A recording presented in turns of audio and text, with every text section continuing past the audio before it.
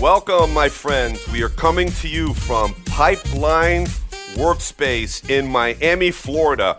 In the first hour, we're going to open up, of course, with our segment that we do on a regular basis, where one of our key partners, Florida International University's College of Business.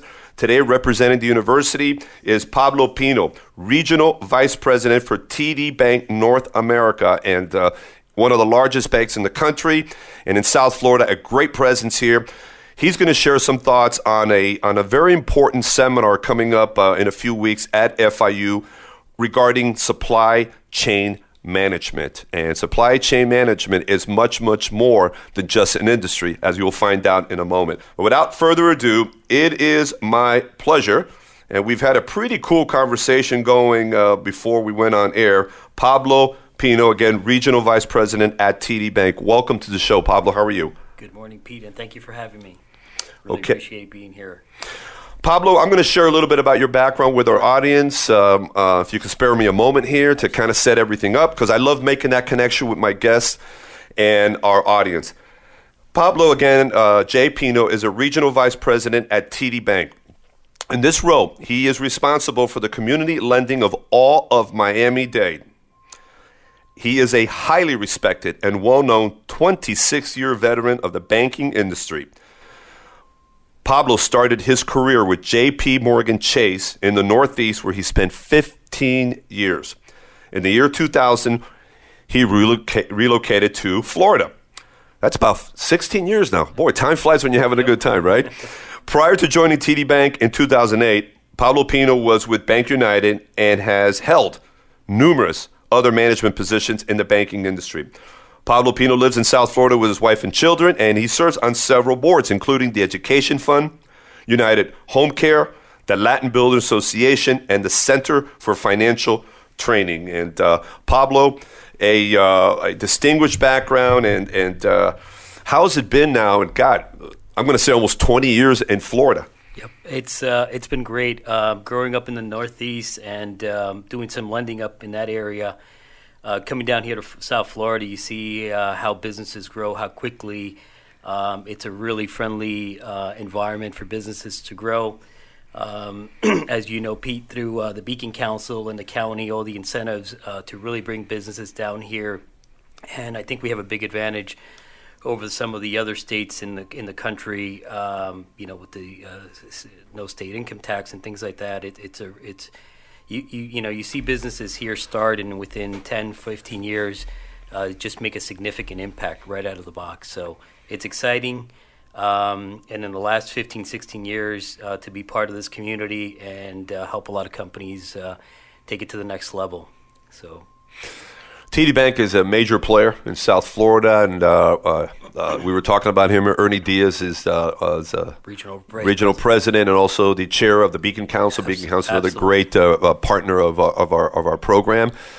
And I had the pleasure of interviewing him back in October during the 30th anniversary of the Beacon Council, and it was a short interview, but it was impactful because I was able to really understand what his vision was for this year. Yep. And taking the Beacon Council to the next level. It's not easy to take the Beacon Council to another level when you consider all the great leaders and past chairs of the organization.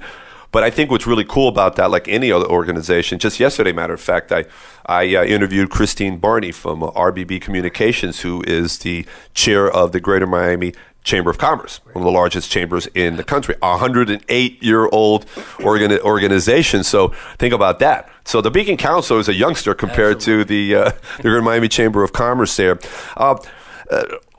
Before we get into our discussion here on supply chain management as an industry, as an opportunity, of course, the program now FIU is going to be doing in a few weeks there. You're dealing in the commercial market, correct, here in Miami-Dade County. You're at all different levels, and which means that you've got a pretty good perspective, and you're connected, you're plugged into the commercial real estate industry. Why don't you share your thoughts on what you're seeing, where we came from, where we are at today, and where we're going especially in a transitional year in our country, as we all know. Big elections coming up later on, and also local elections and all these things that can, influence the business market. So give us a helicopter view of the commercial market. Sure, Pete. Basically, in general, in the last 15 years, what I've seen here and being part of the community is we continue to grow, we continue to expand. We're running out of land, right? It's a great place to do business. In the last, couple of months, in the last, couple of years, actually, we've actually had a lot of funds coming in from Latin America, from Europe, on the real estate side. With the stronger dollar, we're seeing a little bit of a slowdown there, but we're still seeing a good amount of activity coming in from the Northeast and other parts of the country, still interested in investing down here. What's basically happening is because of, there's been a lot of 1031 money, the cap rates are being compressed, but still continue to grow. Industrial space seems to be in high demand in general. But we still a significant amount of growth. I think in the last couple of months we've seen a little bit of a slowdown with the stronger dollar from folks coming in, but it's still strong in general. And it's a great time. Interest rates are at an all-time low. We anticipated interest rates would have been a little higher by this time. If you look at the 10-year T-bill today, I think it's like a 180 under 190. Nobody really thought that, and I think it seems like it probably will be maybe for the next 12 months or so, kind of just bouncing around at that level. As the dollar's stronger, it's tough to bring in, start increasing interest rates, because then it'll make the dollar even stronger and even tougher for our exporters, right? Yeah, I mean, we've been seeing the impact of a strong dollar now for about a year and a half, correct, give or take, and it is impacting investments in the United States. But regardless of that, we're still a great bargain, absolutely, compared to other parts of the world. Absolutely. So even though there is, and when you look at the country of Brazil, it's 25 cents to the dollar. And, Brazil, and we talk about that all the time in our U.S.-Brazil Biz Talk, is the climate in Brazil and the things that are going on there. So it's making it very, very difficult. But again, in spite of a strong dollar, the investments that are coming into Miami and South Florida and the commercial side is huge. Still very strong. Continues to be very, very strong. And what I'm still amazed at, we had the Feds didn't touch the interest rate for the longest period of time. Only just recently, as they started to make, kind of a bump up a little bit. I don't know about, man, because I'm not involved in the industry, but I haven't seen a change. Have you seen any pullback? Folks are investing or not investing as a result of interest rates bumping up? No, not at all. I mean, if anything, I think people anticipated that they were going to be bumping up a little faster, so they were trying to make deals before they got it increased. Initially, I think the Fed was anticipating four increases in 2016.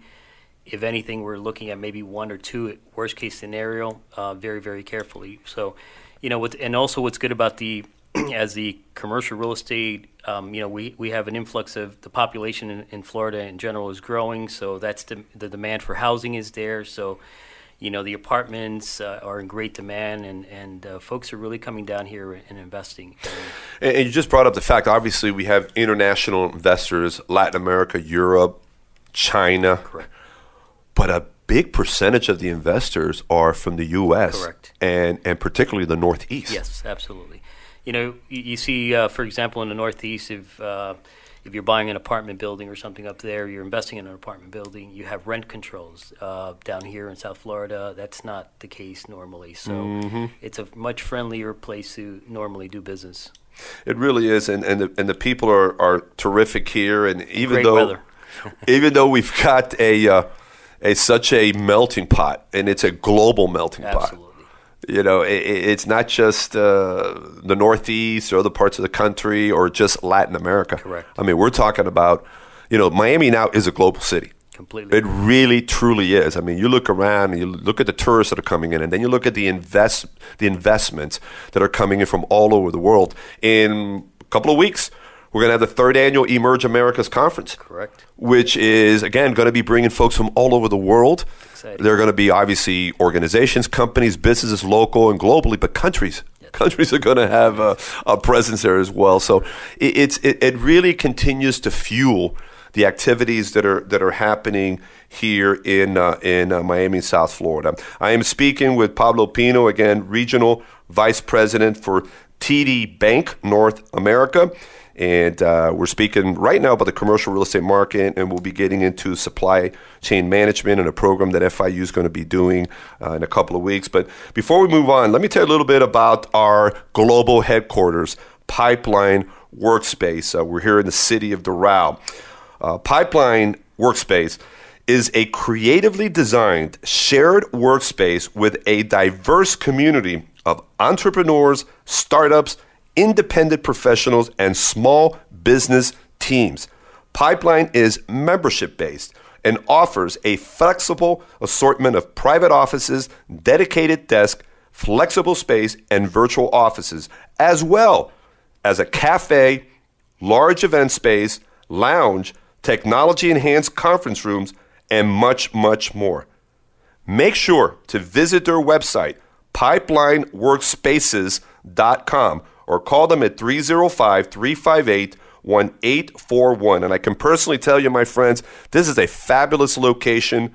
You got to check it out. And again, give them a call and let them know that you heard this from Pete De La Torre on Pete Biz Radio Show. And come by. The team here will be more than happy to give you a tour of their facilities. Later on in the program, the first hour, we are bringing on Kathleen Murphy, the Executive Director of Miami Bayside Foundation.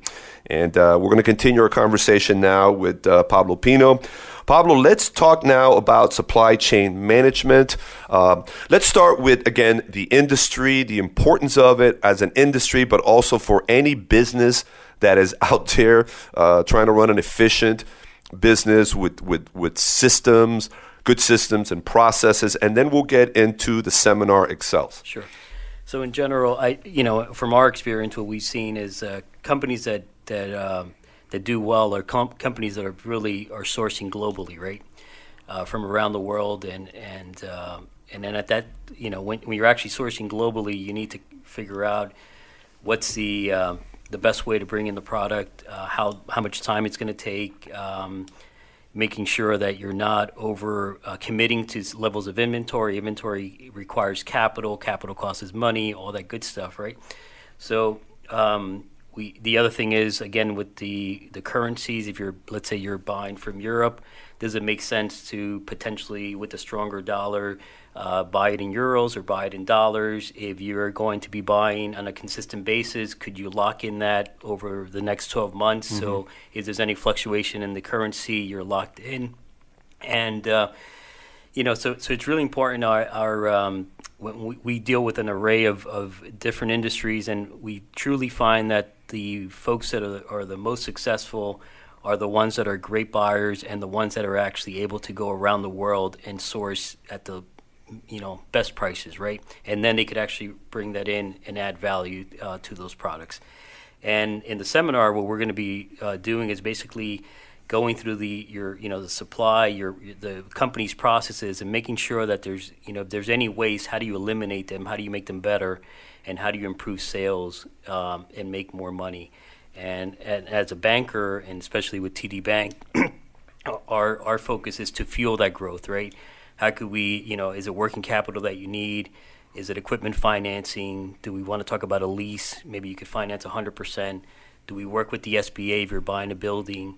And every business is unique, so it's not one product fits all. Is sitting down with a business owner and basically saying, what are your goals? What do you want to accomplish, and over what time? And how can we help you? And the way I look at the banking partners is we add fuel to that growth, right? Mm-hmm. No pun intended. Right. We're basically providing capital, and how best to do that, and making sure that we're addressing the business owners. And the other thing with TD Bank is we have a great business model, right? Because we're open 7 days a week. We have extended hours. Some of our stores, our branches we call them stores. They're open almost 12 hours days, right? So it's great for a business owner who's getting up early in the morning or late at night and transacting with the bank. So absolutely. Now, there's different things to look at here. One is the industry of supply chain management, which is moving products from one destination point to another, whether it's around the country, around the state, around the market, the city you're in, or globally, and all the different aspects of that, whether it's going by air, by ship, or here in the mainland, it's going by train, trucks, and things like that, and understanding that timing is of the essence. Absolutely. You have to continue to restock with products and inventory. Millions of companies depend on products arriving at a certain time to be able to serve their clients, especially at special events during the year. They need additional inventory, whatever that might be there. So it's really, shipping products and goods from around the country, from around the world, regardless of how that's done, but having systems in place. Then you take that same model and you apply it to your company. Of course. The same idea. You need to have a system, a logistical system in place to be able to be that organization that is a sustainable, profitable organization where you're serving the clients on a timely basis, where internally you have a well-run machine, and every step is important. I shared this before. I had Jacqueline Sosa from the SBDC just last week, and I was sharing with the fact that a couple of years ago, I think it was 3 years ago, I became Yellow Belt certified in Lean Six Sigma, and we would study organizations, particularly manufacturing, to understand their process on the step-by-step basis. And if part of that chain is not meeting the task, it affects the entire organization. Absolutely. So I think this whole discussion on supply chain as an industry, and then taking those ideas and those concepts and applying it to your business is absolutely critical, and I think more important than ever. Right. And it comes to mind. We actually have we have a few clients that have lean processes, and it's amazing what for example, sometimes they had a significant amount of overtime or coming in and working on Saturdays, and now with the lean process, they're able to be more efficient, eliminate overtime. Obviously you're eliminating costs there, and you have happier employees. People are more organized, and with the internet and folks getting used to having things when they want it, as a business owner, you need to have the inventory on hand to be able to supply that need. But at the same time, it's a balance of not having too much inventory, because that's going to cost capital, right? Exactly. So having your warehouse, especially if it's perishable. Exactly. So it's a balance. It's a lot of planning, and as you mentioned, Pete, seasonality also. When do you need the inventory? If you bring it in from China, it's going to take 90, and you bring it in by boat, it's going to take 90 days. So planning ahead, does it make sense to buy a full container? Could you share the container? All those things. But I think this seminar on April 27th, it's going to go through a lot of that. It's going to be a great... Let's talk more about the seminar. Sure. I know you have the information in front of you. Absolutely. So on April 27th, we're proud to partner up with FIU. It'll be our second year. And it's a half-a-day seminar. It starts from 7:30 to 8:15. It's networking, and we're going to go through several different stages and talk about the process, how do you forecast demand, things like that. And there are also going to be business owners who've kind of been around for a long period of time, that they're going to share their stories also, and how they were able to overcome some of the challenges in their business. So this is a course that will be happening here, a workshop in Miami. And for all of our good friends listening right at this very moment, if you happen to be in South Florida, okay, I want you to talk to them for a moment, Pablo, and share with them why you believe they should be there. Yeah, I think it's a half a day. It's great. You're actually investing in your business. You're going to be at one of the best universities down here in South Florida. Very business oriented. As a matter of fact, a lot of the business owners we deal with at the bank happen to be graduates of FIU. So they've done a great job. And it's their tools that the way I look at it is an investment in your business to how do you make things better. And it's also an opportunity to network with other professionals and business owners and share best practices and come away with an improvement to your business. So I look at it as an investment. It's a half a day, and it makes a lot of sense. It's a global competition out there. You always have to, the one thing that's constant is change. So you have to be on it. It's a global economy that we're in. And any business that is still only thinking domestic, I mean, if you're doing well, you're making a lot of money, God bless you. However, in this world, you've got competition from all over the world, and you've got to get into that mix. You've got to consider globalization, diversify your business, and this is a perfect example of how they can do that. And part of everything is to keep your knowledge and your skill sets sharp. Absolutely. And this program here, I think, is terrific. And before we wrap it up, is this limited to any particular industry sector? No, not at all. I mean, it applies to all sectors. I think there's value pretty much for everyone. So there are practices that could be applied to anyone. And across the board. Absolutely. And I think one of the main thing is, like you look at the internet, it's been around less than 30 years, but how it's changed businesses, right? So historically, you would see people running to China to make trips. Now you could, if you're manufacturing something in China, they could easily send it to you by internet and email, and you're actually looking and approve the product, and it's sent to you. So it's eliminated a lot of time and making sure that you're staying up with the times and being innovative. The internet has created a small town feel around the world. Absolutely. How can the listeners find out more about the program? Yeah, so it's at FIU. It's on April 27th, 2016, and it starts at 7:30.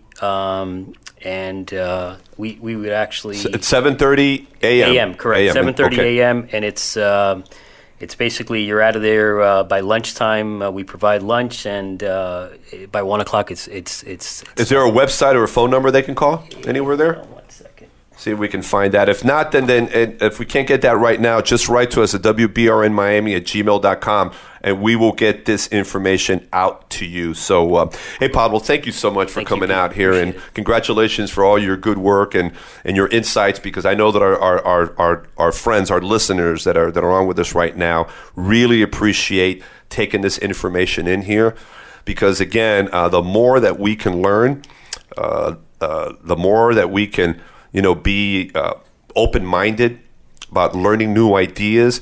If we pick up, and actually implement, we will start to see incredible changes in our business. Absolutely. And of course, and I love this talk because, again, it's an industry, but it's also a way to run your business effectively and as a professional. Thank you so much, my friend. Thank you, Pete. Have a great day. Take care.